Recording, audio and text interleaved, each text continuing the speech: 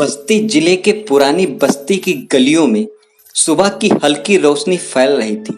चाय की दुकानें खुलने लगी थी, दूध वाले साइकिल पर सड़कों से गुजर रहे थे और मोहल्ले की औरतें दिनचर्या में व्यस्त थीं।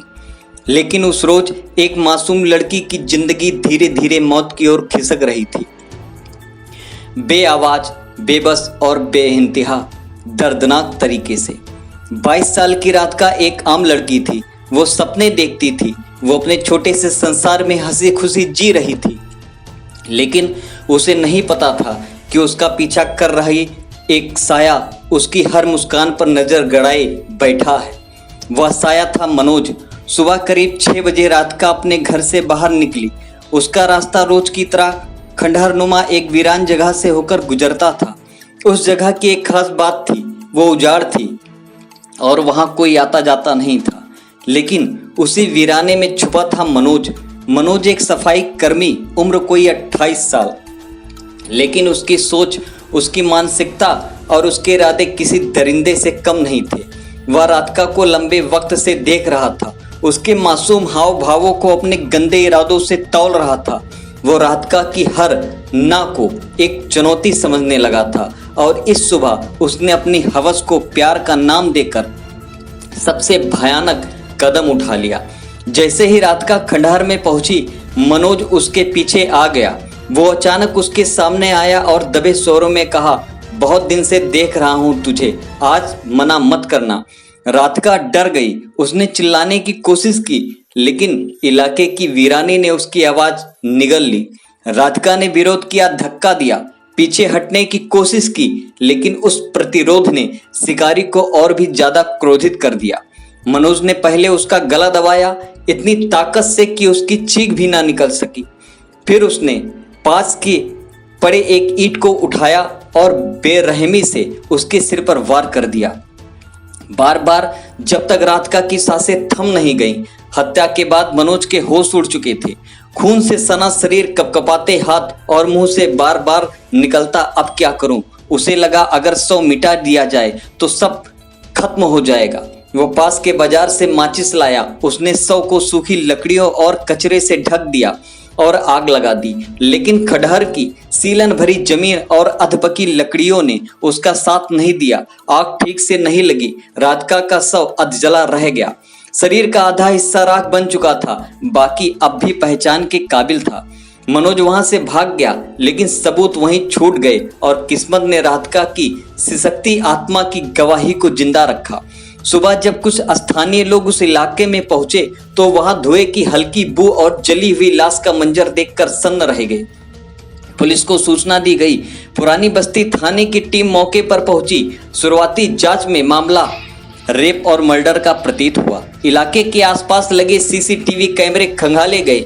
उनमें मनोज की मौजूदगी साफ दिखी।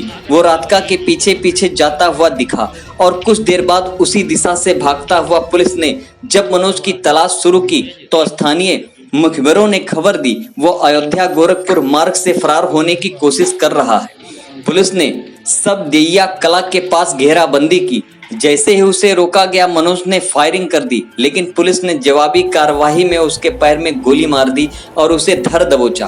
पुलिस ने पूछताछ में मनोज ने सारी सच्चाई उगल दी। उसने कहा, मैं उससे बहुत प्यार करता था, लेकिन वो मेरी नहीं हुई तो मैंने उसे किसी का नहीं बनने दिया। लेकिन जब पुलिस ने उससे पूछा, क्या तुम उससे शादी करना चाहते थे, तो उसका चेहरा उतर गया। उसने सिर झुकाकर कहा, नहीं, मैं बस उसे पाना चाहता था। उसकी यह बात सब कुछ साफ कर गई। यह प्यार नहीं था, यह वासना थी, यह एक बीमार सोच थी, एक औरत को हक समझने वाली जहरीली मानसिकता थी जिसने राधिका की जान ले ली। बस्ती के पुलिस अधीक्षक अभिनंदन सिंह ने प्रेस कॉन्फ्रेंस में बताया कि आरोपी से तमंचा, कारतूस और एक खोखा बरामद हुआ है। उस पर भारतीय दंड संहिता की धारा 302 हत्या, 376 बलात्कार, 201 सबूत मिटाने की कोशिश और आर्म्स एक्ट के तहत केस दर्ज किया गया है। पुलिस ने भरोसा दिलाया कि इस केस को फास्ट ट्रैक कोर्ट में ले जाकर जल्द से जल्द इंसाफ दिलाया जाएगा।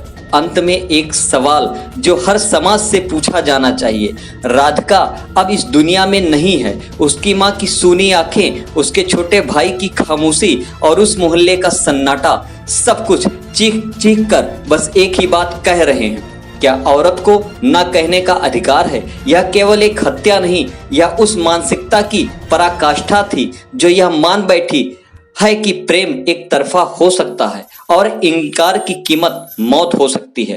राधिका अब नहीं रही, खामोशी अब एक चीख बन गई है, ऐसी चीख जो तब तक गूंजती रहेगी जब तक न्याय केवल पूरा नहीं होता, बल्कि ऐसे अपराध हमारे समाज में जड़े जमाना भी बंद कर दे।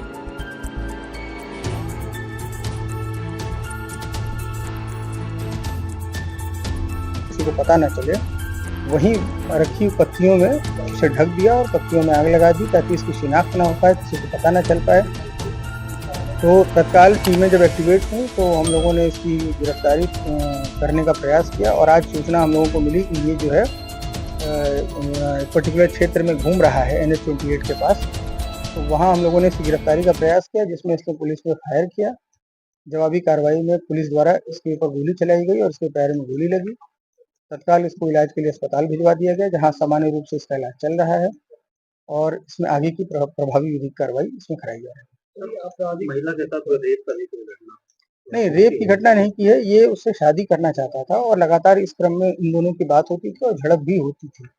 जब महिला ऑलरेडी शादीशुदा थी और ये व्यक्ति भी आज शादीशुदा है, उसके बाद भी इस तरह के इसने प्रपोजल रखे और जिसके क्रम में महिला द्वारा विरोध करने के परिणाम स्वरूप इसने ये घटना की। और क्रिमिनल माइंडसेट का व्यक्ति लगता है, लेकिन पुराने एक चोरी का मुकदमा बताया जा रहा है, लेकिन उसको भी तस्दीक करना बाकी है। आगे जो है पूरी चीजों को डेवलप करके हमें प्रभावी विधिक कार्रवाई इसमें कराएंगे। रिपोर्ट क्या कुछ आया है, इसमें क्या कुछ शरीर के नहीं, देखिए चोट के निशान नहीं है और जलने की वजह से ही, उसके पहले जो उसने स्ट्रेंगुलेशन करने का प्रयास किया उससे ही महिला की मृत्यु हुई। हालांकि पानी का